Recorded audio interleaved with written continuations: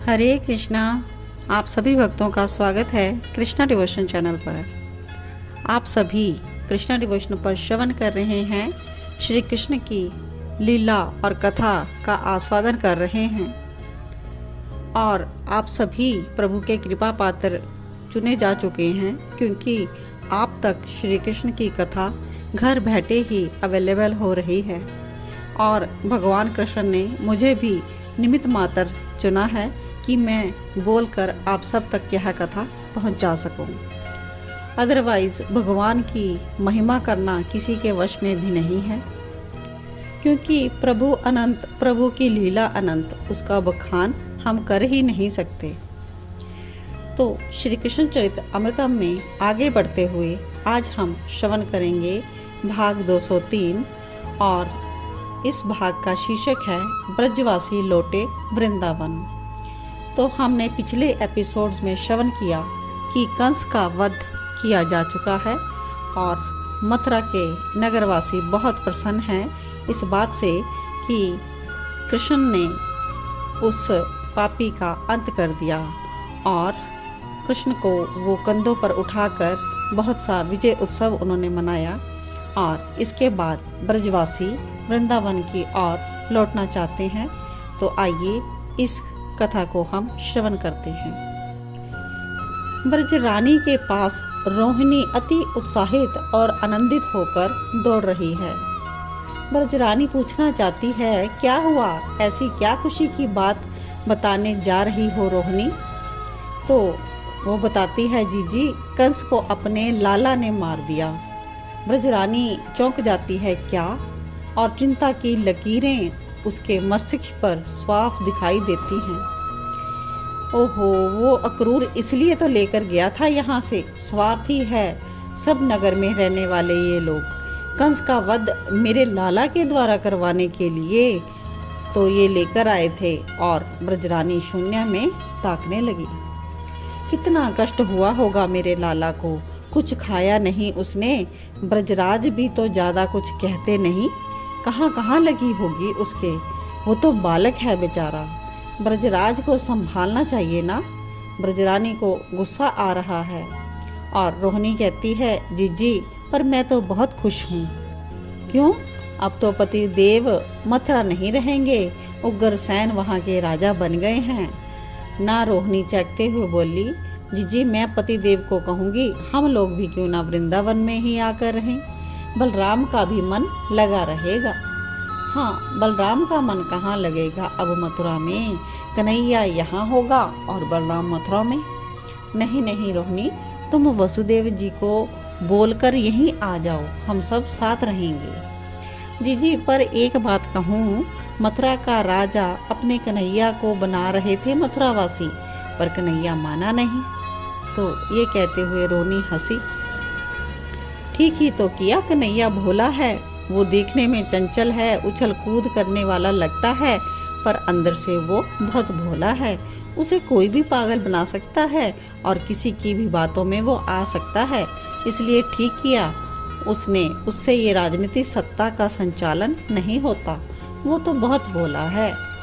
ब्रजरानी ये कहते हुए एकाएक चहक उठी, क्योंकि कौआ आंगन में आकर बोल रहा था और कहती हैं, रोहिणी आज ही आएंगे ब्रजराज और मेरे लाला, देख देख कौआ बोल रहा है ना।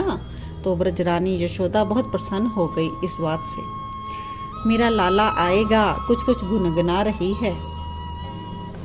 तो साथ में एक बूढ़ी गोपी आ जाती है और कहती है, ब्रजरानी सुना है मथुरा में वासुदेव कह रहे हैं मथुरावासी अपने लाला को।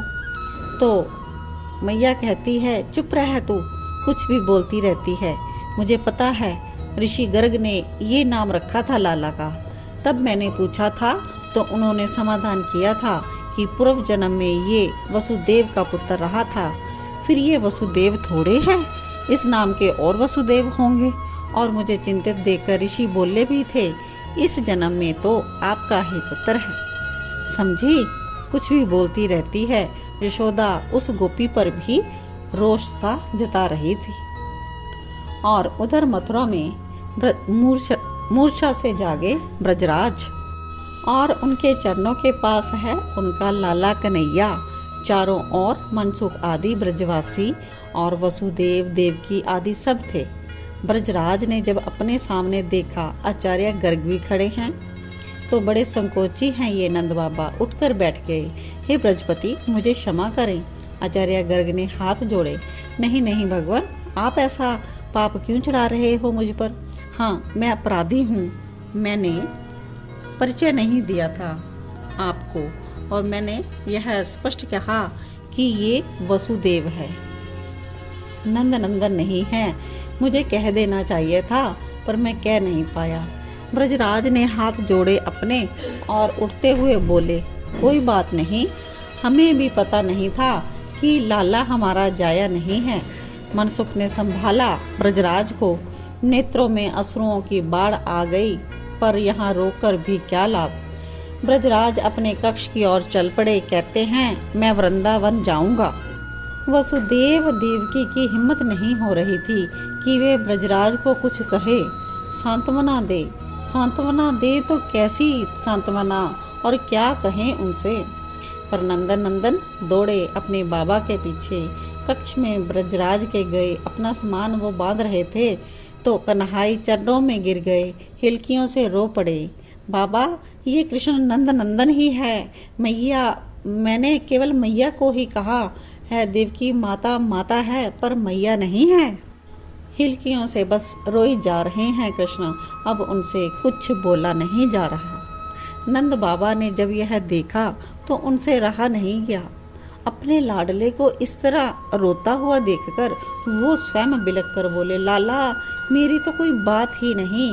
मैंने तो समझ लिया कि वसुदेव ने ही अदला बदली की है।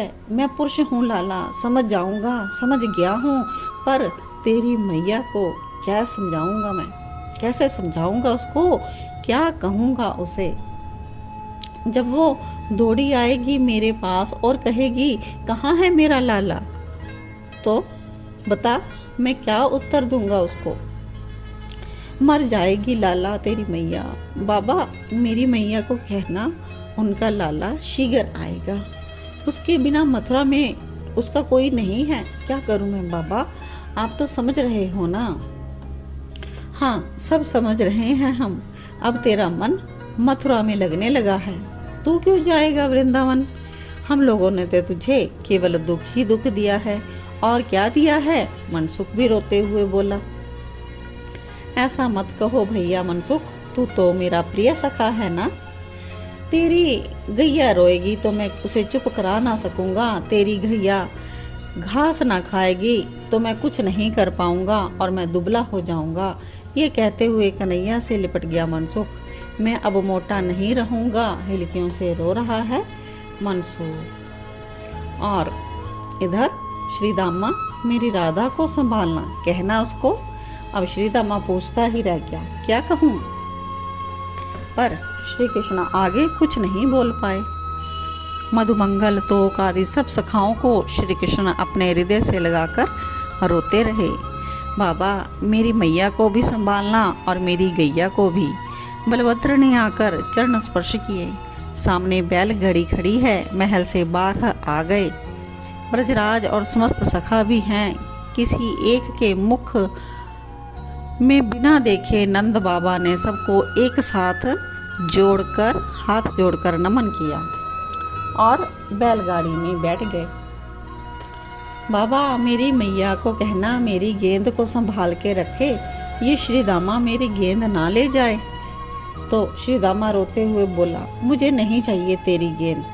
और मेरी गोपियों को कहना मैं शीघ्र वृंदावन आऊँगा, मैं वृंदावन शीघ्र आऊँगा बाबा।